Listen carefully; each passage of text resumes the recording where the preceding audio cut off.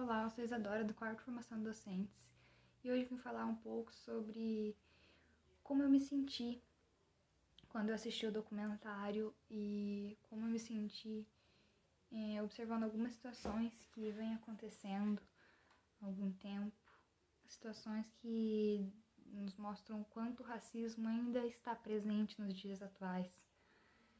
Bem, uma das primeiras sensações assim muito ruins que eu tive mais recentemente, que eu me lembro, foi quando eu estava escutando o Nerdcast, que é um podcast brasileiro, e eles estavam tratando sobre a vida e a luta de Martin Luther King.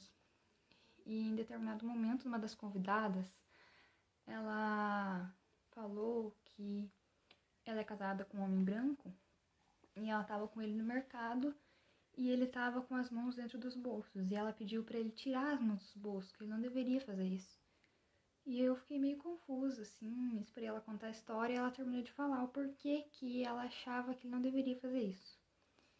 Ela disse que ela, com a vivência dela sendo negra, ela aprendeu que ela não deveria fazer isso. Andar com bolsas ou com a mão dentro dos bolsos, dentro de mercados ou lojas, porque poderia ser interpretado pelas pessoas em volta de alguma forma errada, como se ela quisesse levar alguma coisa, ou como se ela estivesse escondendo algo, uma arma, enfim. E passou pela minha mente que eu nunca senti isso.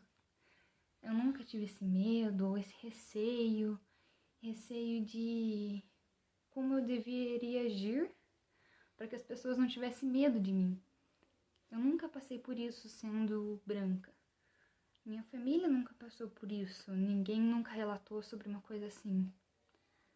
E eu percebi que talvez eu possa sentir alguma dor escutando coisas assim, ou vendo filmes, documentários, vídeos das pessoas contando ou mostrando vídeos e fotos de como é o racismo, de como já aconteceu, de como foi a escravidão, de coisas absurdas que aconteceram.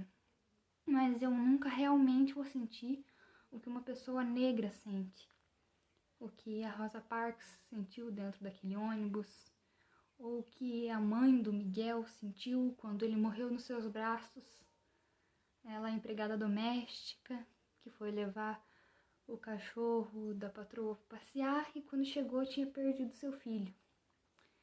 Nunca vou entender o que aquele homem negro sentiu quando o policial matou ele nos Estados Unidos e quantas outras inúmeras vítimas do racismo que existem por aí sentem, ou que uma pessoa sente no seu dia a dia, tendo receio do que fazer porque as pessoas podem sentir medo dela. Quem é branco realmente nunca vai saber o que é você estar andando na rua à noite e você vê uma pessoa mudando para o outro lado da calçada por ter medo de você. A gente pode sentir uma dor assim quando vê essas coisas, ou um aperto no peito, sentir horrorizado, mas nós nunca vamos saber como é ser açoitado, como é você ver a sua família sofrendo, você ser abusada, ser tratado como um objeto sexual dentro de tantos anos que vão se passando. Em pleno século XXI, em 2020, pessoas ainda morrem por causa do racismo.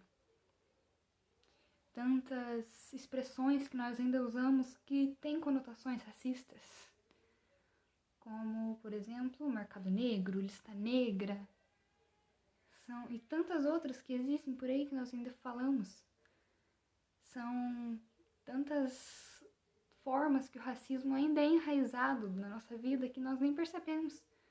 Quando a população negra é maior que a branca, e ainda assim, em novelas ou em filmes e em grandes posições, a grande maioria são de atores brancos ou são de pessoas em altas posições que são brancos, onde são muito poucos os negros que nós vemos. Aí que você passa a entender um pouco melhor sobre representatividade, sobre do que é uma criança branca, uma criança negra ganhar uma boneca negra ou ganhar algum brinquedo que ela se enxergue. Ou ela se vê na televisão e olhar e falar, olha mãe, ela é como eu, ou olha mãe, ela tem um cabelo igual ao meu. Ou, enfim, de um garoto se reconhecer em alguma profissão grande que ele queria ser, ele olhar e falar, olha mãe, olha pai, tem alguém que tem a pele da cor da minha lá. Não são apenas as pessoas diferentes de nós que são assim.